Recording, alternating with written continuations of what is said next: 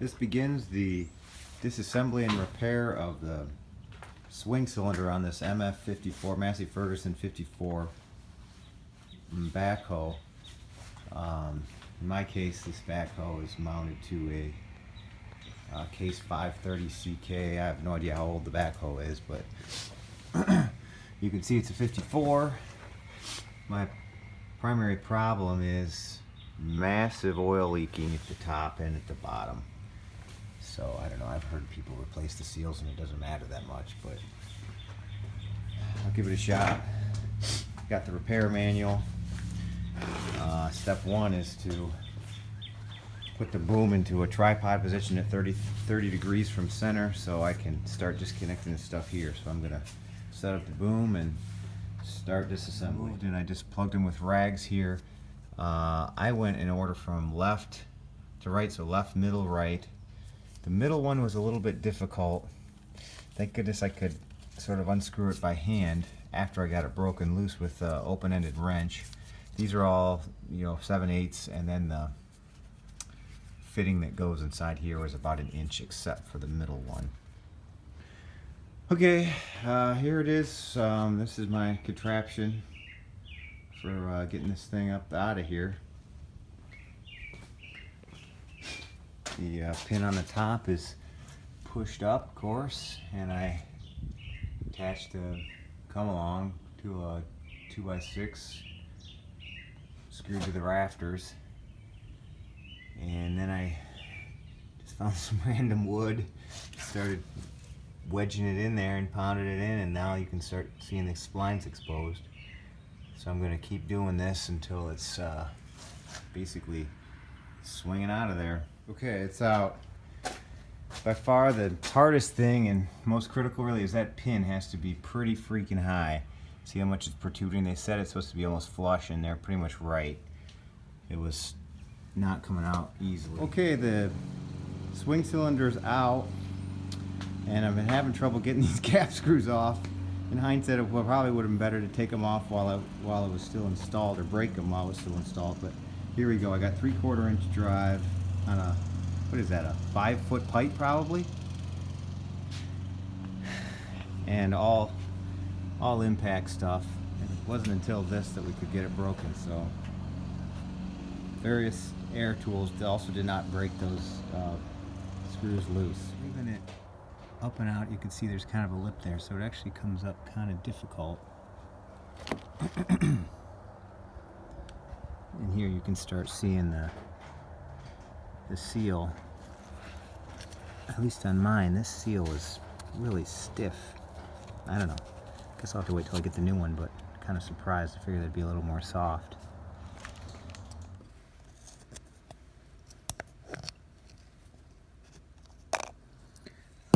That thing looks a little rough.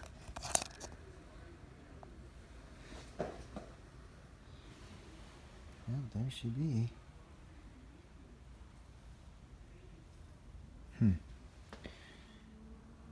Oh. Well, okay, my intention here is to just try to pull this out enough so that I can access these seals. I really don't want to take this entire shaft assembly out. I don't know, mostly because these freaking seals are unbelievably expensive and hard to find, and I haven't really had any major problems there. I don't know. But anywho, this shaft actually moves pretty easily if you just kind of tap on it.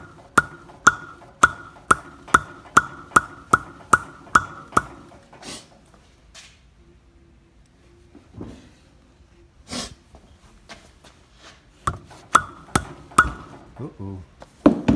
No, that's not what I wanted to have happen, but it was gonna have to. Dang it. Lighting is awesome, right?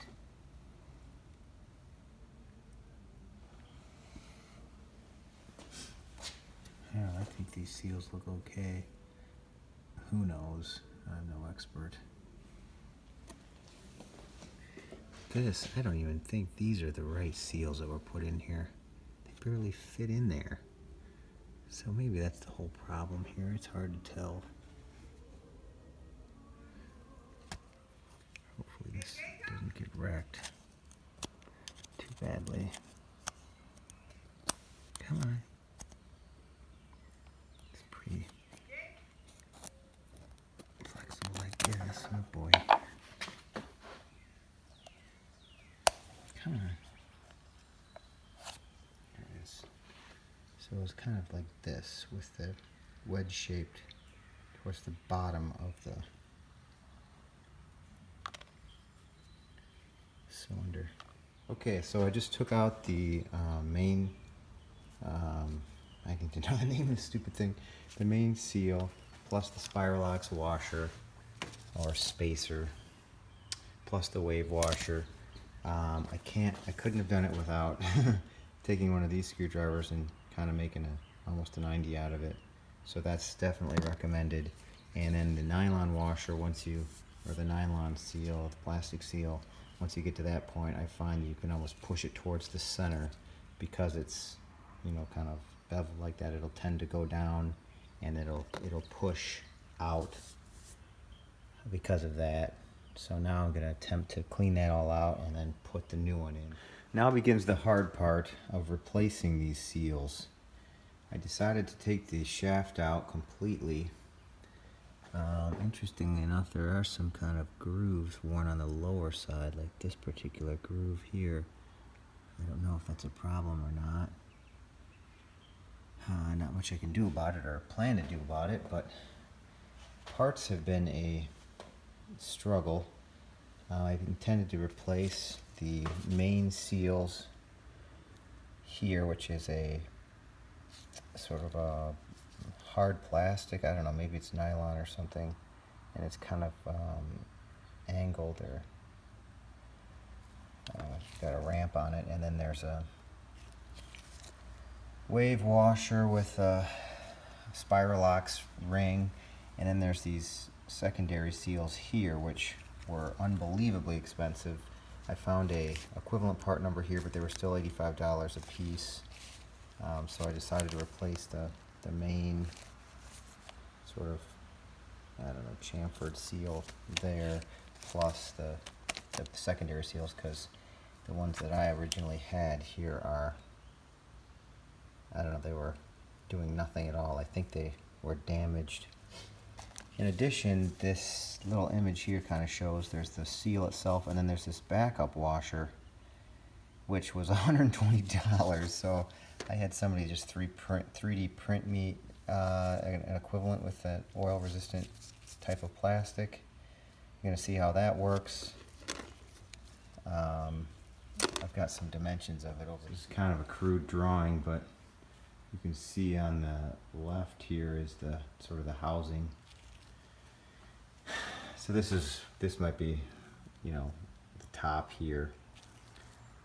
The shaft would come up, kind of right here through the middle. Anyways, so the orifice is about 350 thousandths, or the recess for where the seal will sit. And the seal that I got, the equivalent part number, looks like this. It's kind of odd. It's kind of a two-piece deal. I don't know why it's called a hat seal. I don't quite understand that, but it's got this inner ring that sits inside this outer ring. They end up being about 265 thousandths tall. And so then this backup washer here is what I had somebody 3D print for me. So I don't know, we'll see how that goes.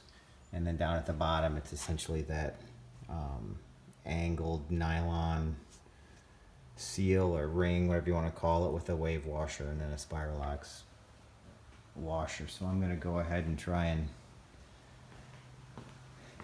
get those. Maybe I'll start with the main seal first and then the secondary one, and I'm feeling nervous about inserting the shaft after that's done. I feel like it'll just blow out that seal, especially the expensive secondary one. This guy here, that's kind of, as I was saying, it's kind of a two-piece. It's kind of hard to tell from here, but see, this inner piece here is sort of, it would come right out, and there's like a little lip that it seems to sit against. So I don't know, maybe once it's in there with this fairly stiff backup washer, maybe together there'll be enough stiffness, I don't know, so that I can insert the shaft and it won't just destroy the seal upon entry. So I plan to lube everything up really good, and start with the main one. I think it's going to be some work just getting the old one out of there, as it was getting it out of the cab. Basically the spiral locks. I've got one here. If you go to their website, they kind of show you how to get them out. Here's the wave washer, and here's the spiral locks washer. As you can see, it has this little edge on it here. You're supposed to be able to get a screwdriver in from this direction, pry it out, and then start kind of fishing it out in a spiral manner. And that's how I got that one out, so I'll have to do the same on the bottom down there. Okay, they are in, and frankly it wasn't that hard. It was only a little bit difficult because you have to do, you know, the wedge seal with the wedge pointed towards the center, and then spiral lock, and then wave washer, which is the outermost in both cases, top and bottom. But I of course did wedge seal, wave washer, and then installed the spiral lock last. And you basically install it the way you removed it. You kind of put it in there in a spiral fashion. You get it into the inner diameter here in a spiral, and then you start working it in a spiral. Sometimes the wedge would be a little off center, so I'd pull it towards the side so that it would sort of go down, therefore, on the other side, and then allow the spiral lock or the wave washer to fit in there. But just got to work it a little bit, but that goes in pretty easy. Okay, so the outer seal, backup ring, spacer, whatever you want to call it, have been installed. Only modification was, and I haven't done it to this ring yet, but I'm going to have to cut it because I couldn't get it in continuous. I mean, I had to kind of split it, but frankly it went in pretty smoothly, and it's very tight. So I don't know. Hard part is next, putting the shaft in. I think I'm going to put the shaft in with everything on its side. So we'll see how that goes. Okay, well, it's in. I'm not sure I'm loving how that turned out though. So first thing is, I tried to put it in. I tried to just manhandle it by putting the shaft in with the whole assembly horizontal. Why was that a problem? That was not working. Why did that not work? The idea was then I could sort of ease it into this secondary seal here. But for some reason, which I can't remember now, that wasn't working out so great. So instead I went vertical with it, but put a spacer on the bench so that the shaft would not go all the way in and seat this secondary seal. So that seemed to work much better. I mean, it's still a freaking heavy shaft, and it's hard to do just with human power, but got it in there. Mostly the trouble I had though is this is very tight.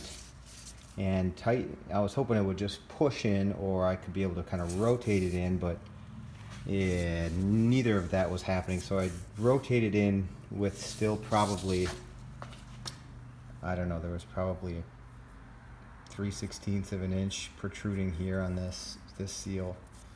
So the rest of the way I had to, I checked this many times, and the seal I could not see anymore, so I was assuming it was centered and just very, very tight, but I don't know. So I ended up having to take a 4-pound sledge with a piece of hardwood to the top of this with a couple of really hefty swings to get it to go in.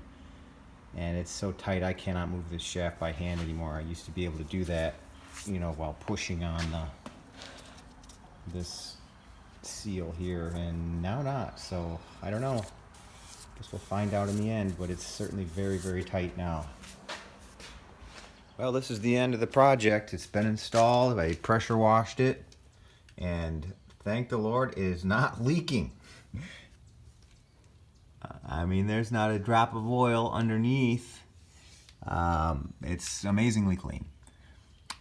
This middle return fitting is not tight enough, so there was some oil there. You can maybe see it, but so far so good.